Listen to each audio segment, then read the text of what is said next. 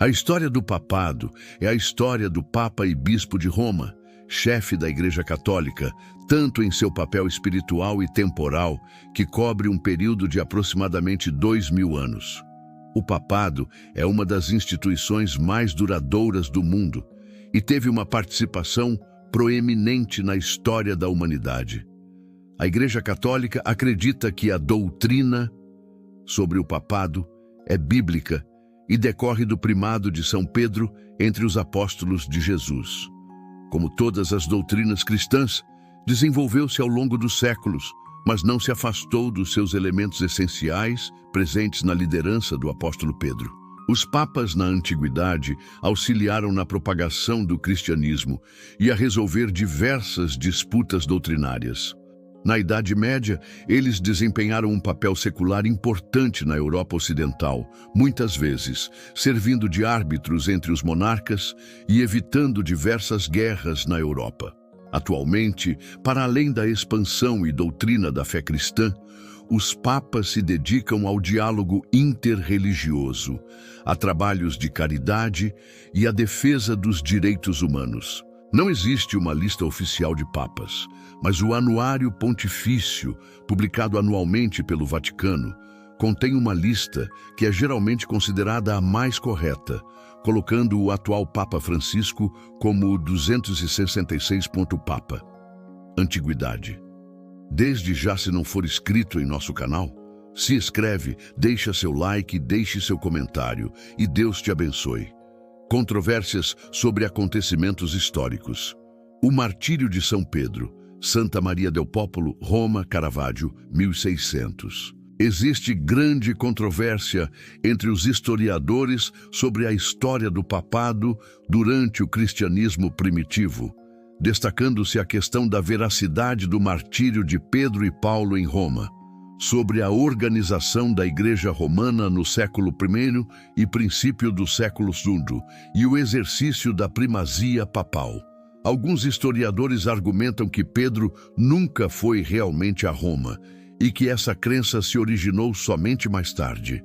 No entanto, outros estudiosos, citando os documentos cristãos primitivos, mais proeminentemente a descrição da morte de Pedro e Paulo em Roma nas cartas de Clemente em C96, Santo Inácio de Antioquia em C 107, Dionísio de Corinto entre 166 e 176 e Irineu de Lyon em torno de 180 d.C., concluem que Pedro foi de fato martirizado em Roma. Uma vez que no século I os termos presbíteros e bispos eram sinônimos usados para os líderes da igreja local submetidos a um apóstolo. Muitos argumentam que no final do século I e até a metade do século II, a Igreja Romana não possuía uma organização monoepiscopal, um só bispo como chefe da igreja local, mas uma forma colegiada de liderança, sendo que o monoepiscopado começou somente mais tarde, e assim, originalmente, o ministério papal não existia. No entanto, outros estudiosos discordam, defendendo que os apóstolos designaram seus sucessores na liderança das igrejas locais, originalmente também chamados de apóstolos, e no início do século II, de bispos, como, por exemplo, Tito e Timóteo, investidos por Paulo de Tarso, e nos escritos posteriores de Clemente de Roma, Inácio e Irineu, que prematuramente atestaram a sucessão linear de bispos desde a época dos apóstolos. Alguns historiadores afirmam que os papas não possuíam direitos ou privilégios primaciais no cristianismo primitivo sobre a Igreja Universal. No entanto, uma vez que em muitas ocasiões os bispos de Roma intervieram em comunidades locais, como Clemente I, ou tentaram estabelecer uma doutrina vinculativa à Igreja Universal, como Vítor I, sobre a controvérsia quarto-decimana, a visão predominante entre os historiadores é que a Sé e o bispo de Roma possuíam nesse período uma proeminência em questões relacionadas aos assuntos da Igreja Católica, mas esse papel se desenvolveu e se acentuou profundamente nos séculos seguintes, especialmente a partir do século V e após o XI. Cristianismo primitivo. Se inscreve no canal, deixe seu like e seu comentário. Policarpo de Esmirna, um dos primeiros pais da Igreja. O primeiro documento fornecido por um papa é de Clemente I, no final do século I, em que interveio em uma disputa em Corinto, na Grécia. Clemente foi o primeiro pai apostólico da Igreja, fundando o período eclesiástico patrístico que duraria até o século VIII.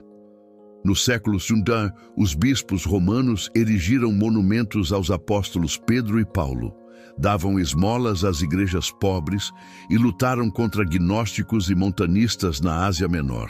No final do mesmo século, o Papa Vítor I ameaça de excomunhão os bispos orientais que continuassem praticando a Páscoa em 14 de Nisan, quarto decimanismo. Nessa época, Santo Inácio e algum tempo depois, Santo Ireneu, enfatizam a posição única do bispo de Roma. No século III, os papas preocuparam-se em afirmar a possibilidade do perdão dos pecados, se os fiéis se arrependessem e fizessem penitência, ao contrário do que pregava o novacionismo, como pode ser observado nos decretos de Calixto I e Cornélio I. No final desse século, papas como Estevão I e Sisto II condenaram o rebatismo, como pregava a heresia do donatismo. Muitos aspectos da vida dos papas primitivos, especialmente os primeiros, permanecem envolta em mistério, como São Lino, que teria sido o segundo papa, cuja vida e ações como bispo de Roma é incerta e desconhecida. Devido à perseguição aos cristãos pelo Império Romano, os livros da vida dos santos de Roma afirmam que foram mártires todos os papas dessa época, sendo a maioria dos pontificados curto, embora exista incerteza sobre a morte de muitos bispos de Roma, cujos relatos de martírio surgiram apenas muito tempo depois de sua morte, como por exemplo São Clemente I, que viveu no final do século I. Mas a história de seu martírio remonta apenas ao século IV. Alexandria e Antioquia também eram centros importantes para o cristianismo e seus bispos possuíam jurisdição sobre certos territórios. Muitos historiadores têm sugerido que seus poderes especiais provieram do fato de que as três comunidades foram chefiadas por São Pedro. Roma e Antioquia foram, segundo a Sagrada Escritura e tradição, fundadas por Pedro e Alexandria por seu discípulo São Marcos. Antiguidade tardia e cesaropapismo. Se inscreve no canal, dá o like, compartilha e comenta. Em 313, o imperador Constantino I concede liberdade para todas as religiões, iniciando a paz na Igreja e passando a interferir em diversas questões eclesiásticas, como a convocação em 325 do Primeiro Concílio de Nicéia, originando o cesaropapismo e uma relação de difícil entrosamento entre Igreja e Estado. Constantino também ordenou a construção de 3 basílicas em Roma e as doou ao papado. A organização conciliar e sinodal, que havia sido vital no século III, também cresceu em importância nessa época, através dos concílios ecumênicos convocados pelos imperadores por questões pragmáticas e também cesaropapistas, para proporcionar uma resolução definitiva para os litígios doutrinários na Igreja Católica. A tentativa de alguns concílios de independerem da autoridade papal, desafiá-la ou mesmo controlá-la, fez que o Papa Bonifácio I declarasse precocemente que o poder papal é superior ao conciliar e o último não pode julgá-lo. Uma das primeiras demonstrações de um poder estatal administrado pelos papas também surgiu nessa época, embora fosse de caráter puramente diplomático, como defensor dos necessitados e da população, como observado, por exemplo, no confronto do Papa Leão I com Átila, imperador dos Hunos, em que Leão convence Átila a não invadir e saquear Roma. E para lembrar, se você não é inscrito no canal, se inscreve, deixa o like, compartilha e deixem seus comentários. Nessa época também aprofundaram-se os conflitos entre a Igreja do Ocidente e Oriente. Em 330, a capital do Império Romano foi transferida para Constantinopla. Dessa maneira, rapidamente, no Império Romano do Oriente, o poder civil controlou a Igreja e o bispo de Constantinopla cresceu em importância, baseando seu poder no fato de ser bispo da capital e por ser um homem de confiança do imperador. No Ocidente, por sua vez, o bispo de Roma pôde consolidar a influência e o poder que já possuía desde o cristianismo primitivo. Em 380, o Édito de Tessalônica, publicado pelo imperador Teodósio I, estabeleceu que a religião católica, conforme ensinada pelo Papa Dámaso I, como religião de Estado exclusiva do Império. Idade Média, 493-1417. Papado Ostrogodo, 493-537. Após a queda do Império Romano do Ocidente, a Itália foi dominada pelo reino ostrogodo, sendo que o rei ostrogodo era tolerante com a Igreja e não interferia em questões dogmáticas. Rapidamente, tribos bárbaras se converteram ao arianismo ou ao catolicismo. Quando o rei dos francos, Clovis I, converteu-se ao catolicismo, aliando-se assim com o papado e os mosteiros, outras tribos, como os visigodos, seguiram seu exemplo.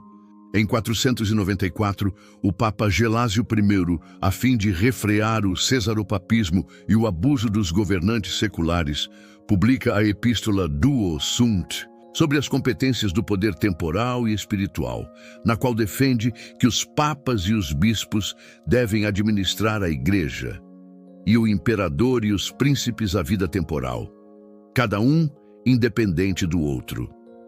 No final do século VI, o Papa Gregório, o Grande, iniciou reformas administrativas e organizou missões para evangelizar a Grã-Bretanha. Gregório também foi um importante teólogo, e suas perspectivas representam a mudança religiosa da perspectiva clássica para a medieval. Seus escritos tratam sobre demonologia, angelologia, escatologia, etc. Logo no início do século VII, exércitos muçulmanos haviam conquistado grande parte do sul do Mediterrâneo e representam uma ameaça para a cristandade ocidental. Papado Bizantino, 537-752. Influência dos francos, 756-857. A coroação de Carlos Magno pelo Papa Leão III. Afresco na Capela Sistina de Rafael, em torno de 1516-1517. No século VIII, a iconoclastia, destruição de imagens religiosas, tornou-se uma fonte de conflito entre os papas e a Igreja Oriental. A eleição do Papa nessa época era conturbada, especialmente devido ao poder civil, enquanto alguns imperadores como Carlos Magno, 771-814, e Luís I, o Piedoso, 814-840, não interferiram e respeitaram as eleições papais. Lotário I, 823-855, interveio abertamente e exigiu a confirmação do Sacro Imperador Romano na eleição papal. Em 898, o Papa João IX, em um concílio realizado em Roma, decretou que a eleição devia ser feita apenas pelos cardeais bispos e pelo clero. No final do mesmo século, buscando proteção contra os lombardos, o Papa Estevão II apelou para os francos para proteger a Igreja Pepino. O Breve subjugou os lombardos e doou terras italianas ao Papa, formando então os Estados Pontifícios, que se tornaram o Estado da Igreja. Quando o Papa Leão III coroou Carlos Magno, 800, os próximos imperadores passaram a ser ungidos por um Papa. Carlos Magno, conjuntamente com a Igreja, inicia uma importante reforma educacional e artística, conhecida como Renascimento Carolíngio, Saeculum Obscurum. O assassinato do Papa João VIII inaugurou um período marcado por curtos pontificados, no qual 12 papas foram mortos, algumas vezes após a sua deposição. Mais 3 depostos e 2 abdicaram, num período conhecido pelos historiadores como Saeculum Obscurum. latim, Idade das Trevas, sendo considerado o ponto mais baixo do papado. Durante este período, os papas eram fortemente influenciados e lutaram com uma poderosa família aristocrática, Theophylactus, e seus parentes, sendo depostos ou assassinados.